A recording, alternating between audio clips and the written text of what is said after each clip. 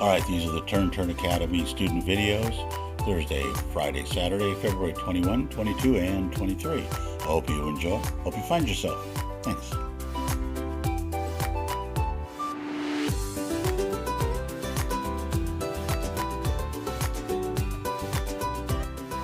We're just going to look at the amount of body lift that happens with this golfer.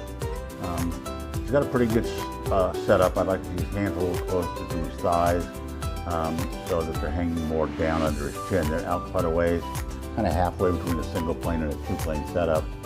Got to pick one or the other, I think, is the best way to do it.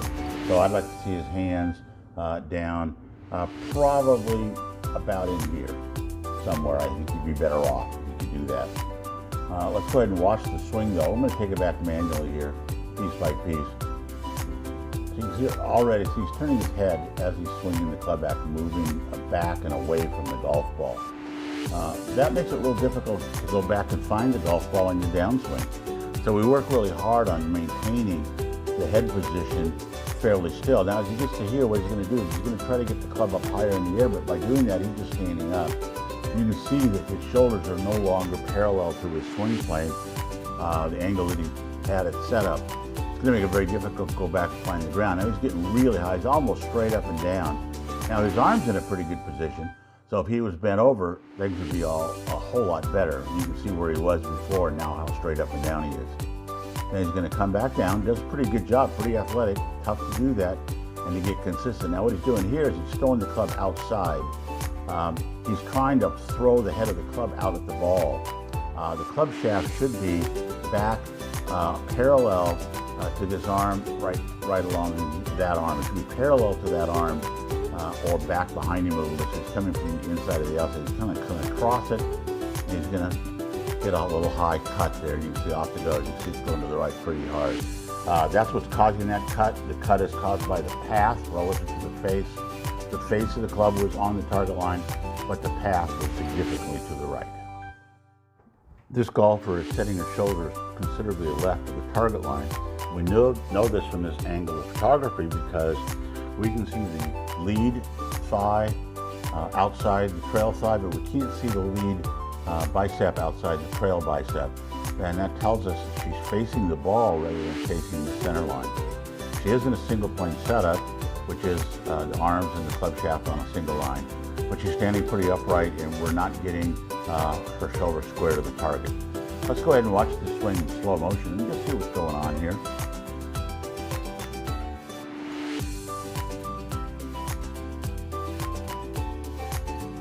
Right there, she's in a pretty good spot, except that she's lifted up. She's up even taller than she was at setup.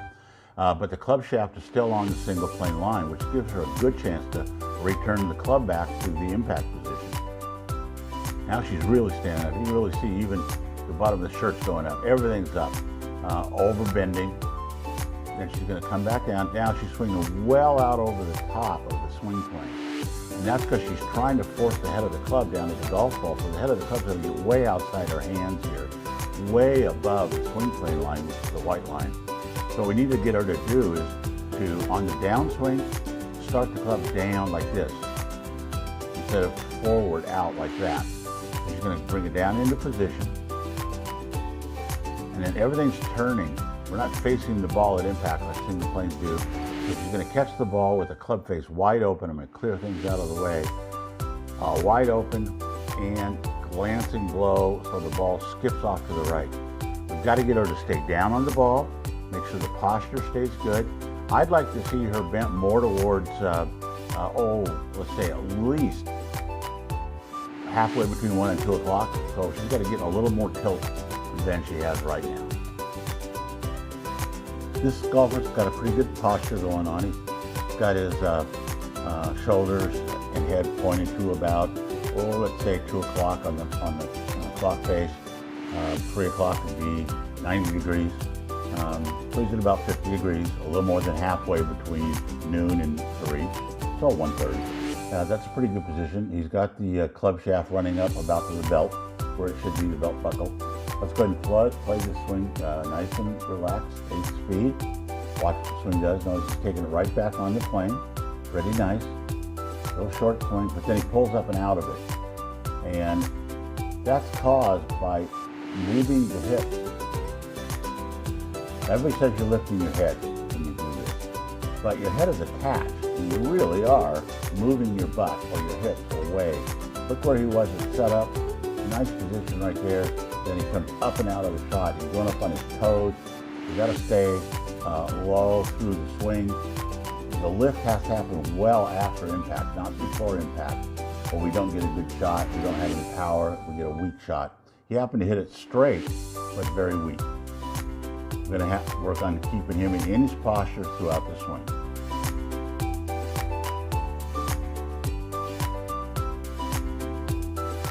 Another one of our single plane swingers.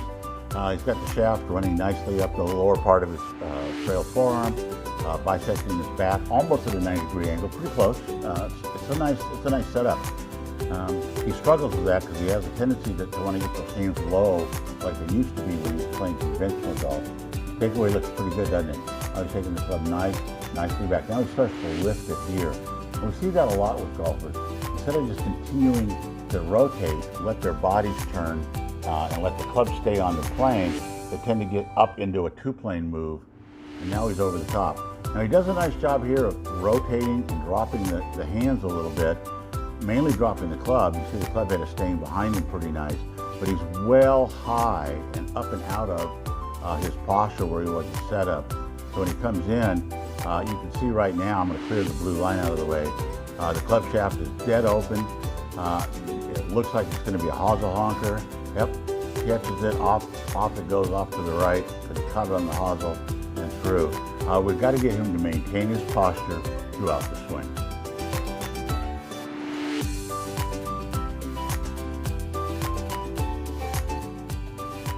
Over the 18 years I've been doing the clinics, I've watched actually hundreds of thousands of golf swings.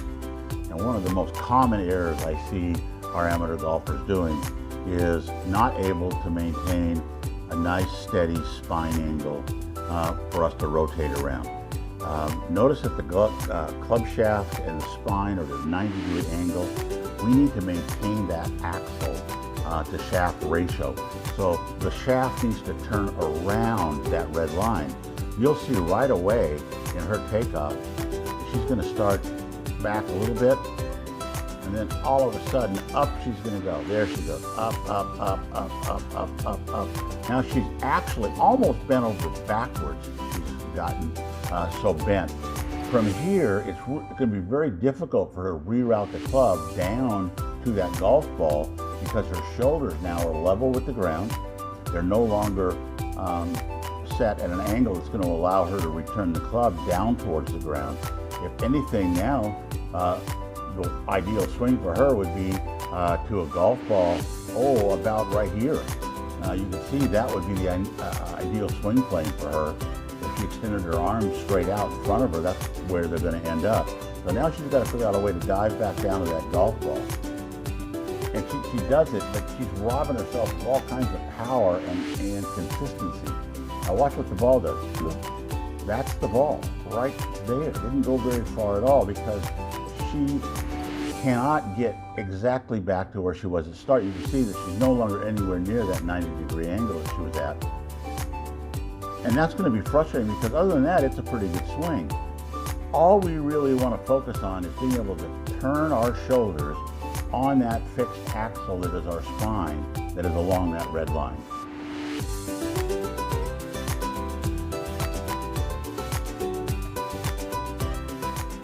This golfer really likes setting up with her hands well forward of the golf ball, even forward of her own lead thigh. But the odd thing about it is, if you watch the takeaway real slow, and I'll advance it slowly, she's going to take the hands back to a more neutral center of the body position before the club head even moves. There goes the hands. Club head hasn't moved yet. Now the club head doesn't start moving until her hands are in a neutral position. I'd like to see her maybe start with the hands there, do a little forward press to start the backswing, and then start the backswing with those hands a little forward. Or start the backswing from here so you don't have that extra movement, because all kinds of things are moving besides her hands in this case. So we're going to continue the backswing. See a lot of swaying off the line. we need to stay centered as if we're swinging in somewhat of a box. That's not a box, ladies and gentlemen. Let's undo that and let's create a box. So a box would have two lines, one down the center here and one down the inside of the foot here. There's our box that we're going to swing in. We're going to make that turn. You see swing outside the box of her upper body quite a bit, and then she's going to stand way up. So she's already put herself in a tough position to get back to the bottom of her swing arc at the magical point where the ball is. The moment of truth is the impact moment. So we're going to clear this out of the way, and the other thing we're going to look at is, can we add a little more width to our swing by straightening our lead arm. And we straighten our lead arm by not bending our trail arm quite so much. She really hasn't turned enough to get her hands that close to her head. So we're going to ask that if she straighten her arms a little bit in the backswing. Then what she's going to do now, she's going to start throwing the head of the club. You can see the head of the club is moving faster than the hands are moving. That creates a lot of momentum and a scooping at impact. Right there, we see the scoop happening, how the trail hand is underneath the club, trying to lift the ball in the air. The club is passing, and we're not getting any rotation on the club face at all. So what we're going to ask her to do is pull that angle on the backswing. This angle she creates right here, this 90-degree angle, we'd like to see that 90-degree angle still be when her hands are about here. So when her hands are here, I'd like to see that club shaft here. That creates the leverage we need to have conservation of angular momentum, which is a fancy term for cracking the whip. And then she'll have more power. She won't be quite so flat-footed trying to hold herself in position. She'll be able to use her legs a little better, and she'll get some extension down the line. In other words, no more scooping.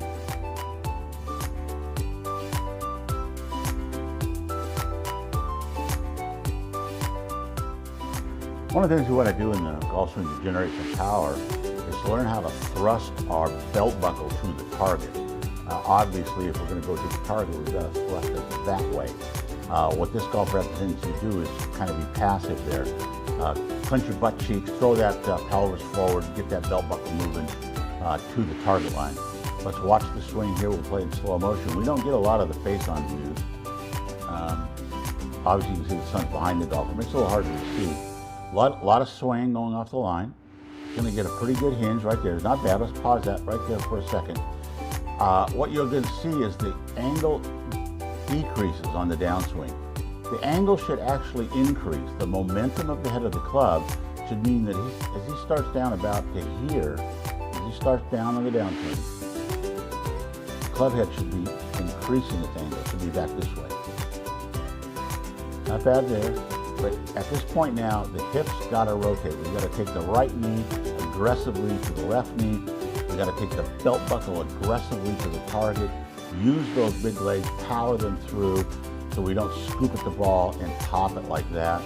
You can see, look at that. The big splash is not from the club hitting the ground. The big splash is from the ball hitting the ground. It's called a ball divot. And that's because he hasn't rotated the hips at all towards the target. Now, we see that he has the ability to rotate because he's finished nicely. He just needs to get the sequence down. Owning the motion is one thing, and then putting the motion in the correct sequence. So the correct sequence for him is learning to move the lower body from the ground up in a circle so he can throw that belt buckle to the target.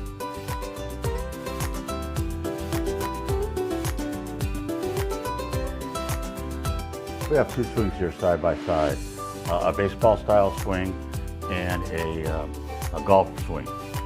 Probably pretty easy to tell that baseball style swing is the one here on the right and the golf ball style swing is the one here on the left. We'll blow them up a little bit so you can see them a little easier. What we're going to notice is a little more relaxed movement, a lot more body control. It's been a long time since he's played baseball, and he plays golf a lot. So somehow the golf game has gotten difficult for him. So what we're going to do is we're just going to advance these together. They're synced up. We're going to watch how he's uncoiling from the ground on the baseball swing. Notice that the belt's turning. On the golf swing, the belt isn't turning. The belt is stationary.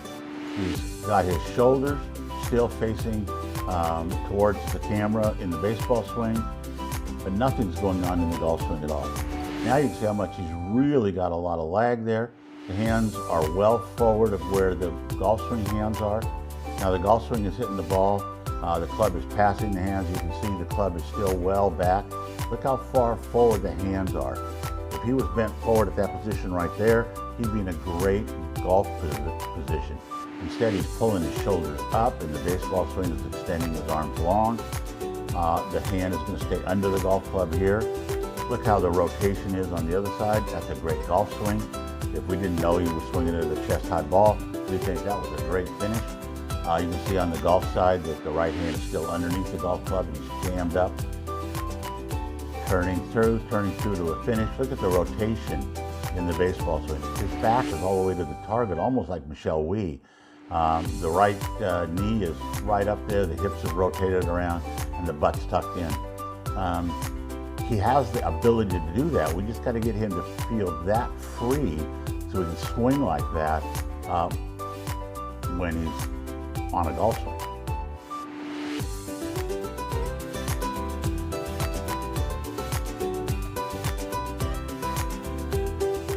Okay, here we have a left-hander down the line.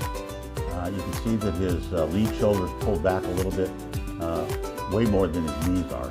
We can see both knees, we can't see both shoulders. We should be able to see both shoulders in this setup right here. He's going to be targeting out there to hit directly over this barrel right there. That's his line, not his length target. So let's go ahead and play this swing in our favorite mode, 8 speed. See what's going on. Taking the club back with a nice turn, little far to the inside maybe. Gets there near the top. I'd like to see his shoulder down a little more parallel to the blue line, but his trail arm is also a little low, and that's because the trail shoulder is a little low. The forearm is parallel to the swing plane, which is a good place to be. Now just see if he unloads from the ground up. He's starting down. Let's see what the first move is. The first move is an over-the-top move right there. So he's, instead of just dropping the club head behind him, more of a Furyk loop, he's just going to take that club head and go outside with it a little bit. Now he is working the lower body. See, he's doing a good job of working the lower body, but the hands should be lower at this point. They should be down near the blue line, much closer than they are now. Now he's lost his club leg at this point now, because we should be able to see the shaft of the club running up his trail forearm. We don't quite see that. He's cutting across the ball. See, that is exploding, slamming that club hard into the ground. It's a good pop. Lots and lots of divot, even though he has a very large sole area of his golf club. It's really not intended for a big divot taker. He is pounding it hard. It's good trapping. You can see that beautiful, nice, high ball flight right over the target line. He'd been working really hard to do that, and he did a really good job. He'd been swinging lots of swings off the lie board, a lot of work just to get him to be into that position where he can execute the swing. Pretty good swing, a few minor changes. Mainly, we'd like to see the hands a little lower at setup, and also to get that lead shoulder a little lower on the takeaway. Sharon's been working really hard to get into the conventional golf setup, the two-plane setup that we have here. Worked hard on her posture. She's got a great setup. Her back is nice and straight. Her hands are hanging down under her chin. And she's got the club shaft at 143, 144 degree angle to the forearm. That's a great posture. She has a tendency to let her arms be a little closer to her by pulling her hands in and not having that long, straight setup. Let's go ahead and draw another color in on a line here. Let's go ahead and draw in a nice yellow straight line along her back. We'll go from the seam of her shorts right up to the ear.